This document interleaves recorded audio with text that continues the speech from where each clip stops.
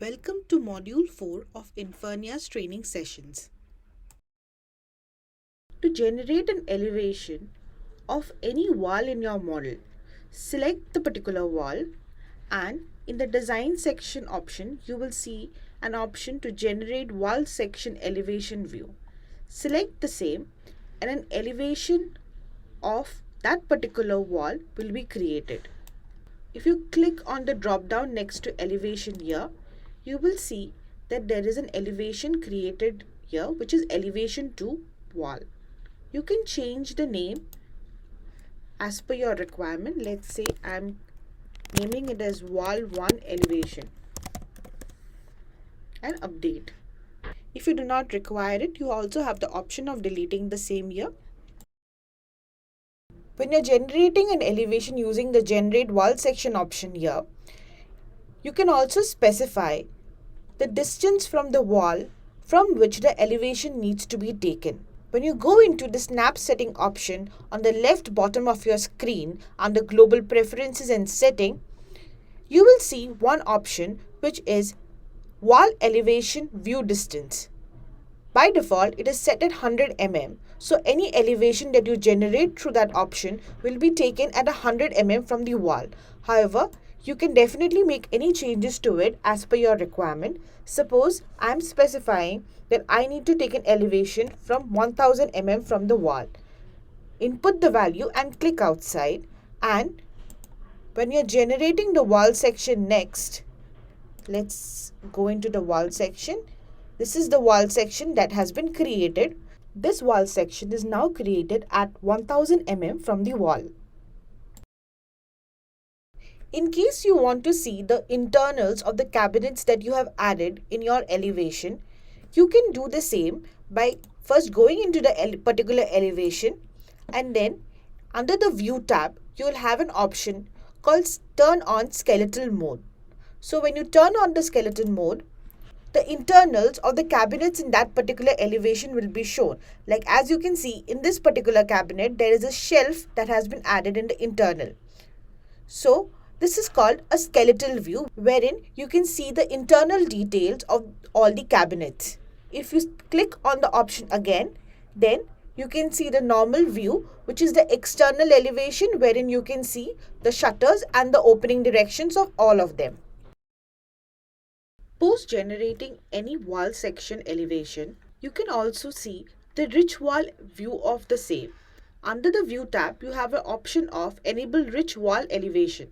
When you select the same, you can see the rich wall elevation view here, which technically means that the materials that have been used in your shutters and wall finishes, tiles, etc. will be shown in this particular elevation, so that you can use this for your presentations and design meetings. If you click on the same again, then it will revert back to the drawing view, wherein you can see the shutter openings and all. Once you have created your elevation, you can add dimensions to your drawings by selecting the Annotate tab here, under which you'll get the Align Dimension option. You can select the same, and the dimension preferences will be shown in the Design Detail panel. Here you can specify how you want your font to appear and how you want the dimension line to appear. Once you have specified the same, you can add any dimension that is required by clicking on the start and end point of the dimension that you want to mark, and the dimension will show.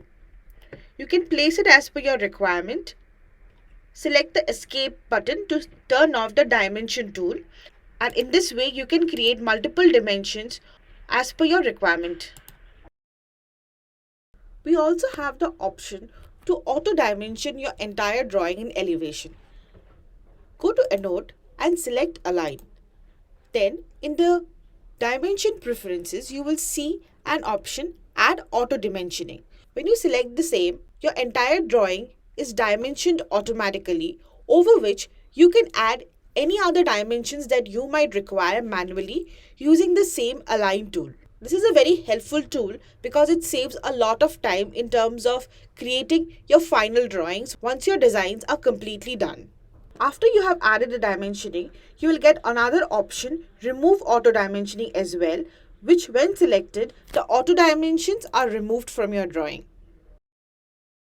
When you select the align tool, in the design panel, you get your dimension preferences where you can mark the specifications of how you want your font to appear.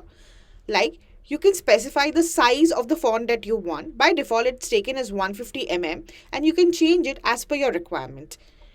You can also change whether you want the unit of the size to be in mm or in pixels, meaning that if it's a mm, then when I'm selecting, let's say I'm dimensioning this area, then this is a fixed dimension.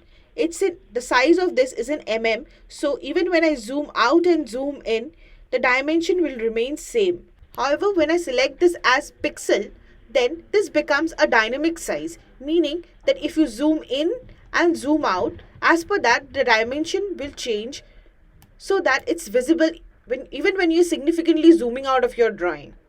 You can also change the font that you are using. We have 4 standard fonts from which you can select. Like, let's say I am selecting Courier New, then the font will change as per. You can also make the font bold or italic depending on your requirement and style, and you can also change the font color. When you select here, you can see the RGB picker and you can select whichever shade you want. Let's say I'm selecting red and click outside, then it turns red. This is how you can make changes in the font of the dimension. You can also specify the style of the dimension line. So herein you get the option of line wherein you have inherit from. You also have the option to specify how you want your dimension line to appear. This is the dimension line. Herein you can specify what thickness of the line you want, what is the size of the arrow that you want.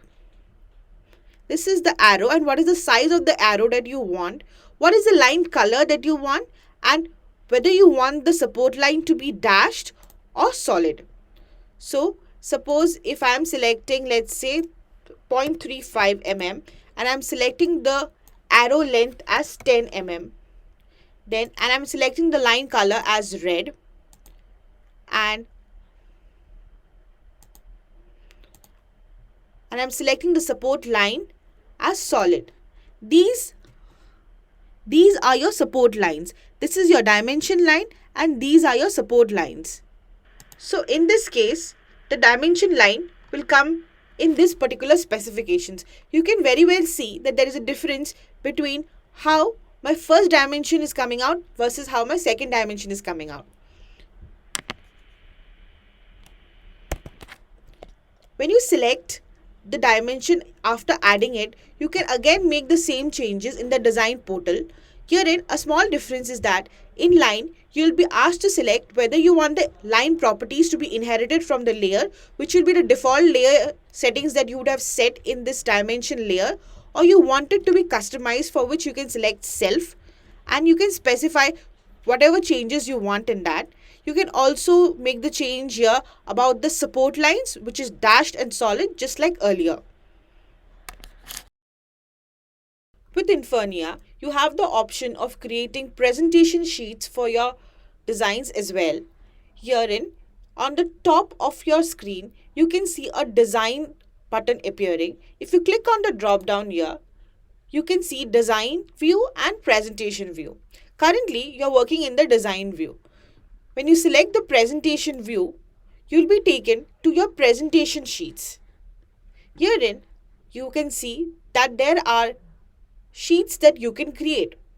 The first sheet will be automatically created by default when you go into the presentation view. You can add new sheets by using these options here. Add sheet, wherein when you select the same, you'll have to choose a template that you want. Let's say I'm choosing this particular template. Then a new sheet will be added. Herein, you can see that I have now moved to sheet 2. You can shift between your sheets by clicking on the drop down here and you can select whichever sheet you want to view. Click on the same and you'll be taken to that particular sheet. You can also remove the active sheet by selecting this tool. in which case you'll get a pop-up asking if you're sure that you want to delete the sheet, wherein if you click accept, your sheet will be deleted.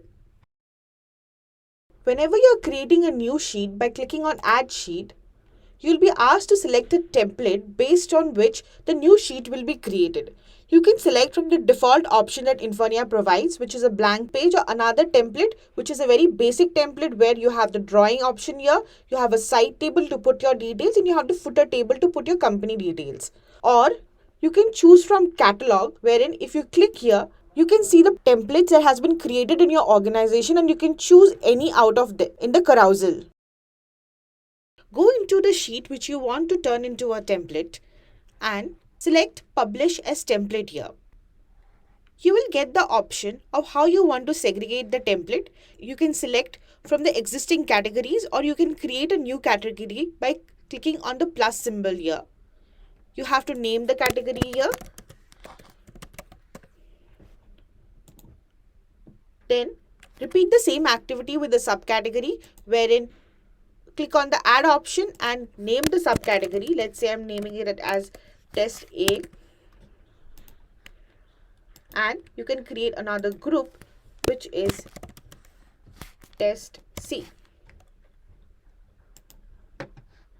Then finally insert the name of the sheet that you want to create. Let's say I am naming it as Infurnia template and click on submit. So this is now published and will be available to anyone in your organization. So next time when you go into the sheet option here of adding one, you can choose the same from the catalog and you will get here in the carousel the option of the new sheet that you have created. While working on your presentation, you have the option of fit sheet, wherein when you select it, the entire sheet will fit into the workspace here for you to view the entire sheet in totality, or you have the option of width fit, wherein it will align as per the width of the workspace available. You also have the option of zoom in and zoom out. You can use the same to navigate in your presentation view. So herein you can just select the print presentation option. You'll get two options of print all sheet or print current sheet. You can select whichever is required and you will get a download of your presentation in the PDF format. In your presentation view, when you select the last option, which is settings, the options for selecting the settings of your sheet are shown in your design portal. Herein, you can specify the size of the sheet that you want to create, like A4 landscape, portrait, A3, A2, A1 and A0. You will also get the option of selecting what is the margin you want on your sheets. So top, right, bottom and left you can specify whatever margin is required as per your design presentation. By default it's at a 5 mm. You can also use the option of move up and down to change the order of how your presentation is prepared. To create your presentation, you have tools like text. When you select the text option, you'll get a text box which you can add wherever required, and when you click on this again, you can change the text as per your requirement. Let's say I'm changing it to Infurnia training. Click on the tick option and it will be captured. Now if you want to change the font etc., then again just select the text box and you will get the details in your design panel. You can change the font unit, the font style, you can make it bold, italic, you can change the color as well, whatever is required. You also have the typical options of whether you want to bring any layer front or backward. This is how you use the text tool. Similarly, you have the line tool. So in case you want to draw any line, then you can use it in the same way how you use it in the design portal as well. So a line will be created. If you want to continue the line in another direction, you can do so, or you can press on escape to move out of the tool. You can select and move this line as well, and when you select the line tool, again the different properties of the line pops up here. You can also add image to your particular presentation. So if you select on image, you will get the option to upload from your computer or any renders that you would have generated in your design. You also have the option of selecting any material. Suppose if you have a cabinet and you want to show as to what are the materials that are used in your base units, in your wall units, you can add the materials directly from here itself. So if let's say I am selecting this particular finish, then the finish here, so I can add this finish here. You can also resize it as per your requirement. You also have the option to add a compass if you need in your design. So a compass will appear here and you can place it in any part of your sheet, and if required you can also increase the size of the compass. Let's say I'm keeping it a little small at 8 mm, so you can do that. And you can also shift the compass, and more importantly you can rotate it as per the alignment of your floor plan. So let's say I'm creating a 32-degree rotation, so it will rotate accordingly. So you can add a compass if required. You also have the option of adding any table that is required. So when you click on that, your table appears here, and you can increase the size of the table. You can again change the font types. You can add new rows, whether you want the row to be added down or up, or you can insert new columns, whether you want it to be left or right. Again, you can specify what is the height of the row and what is the width of the column. You can also specify if you need a column header. You can merge and unmerge cells, and you can also make all row heights equal or all column widths equal. So these are pretty self-explanatory in itself, and you can make any change. You can use all these tools to create any table as per your requirement.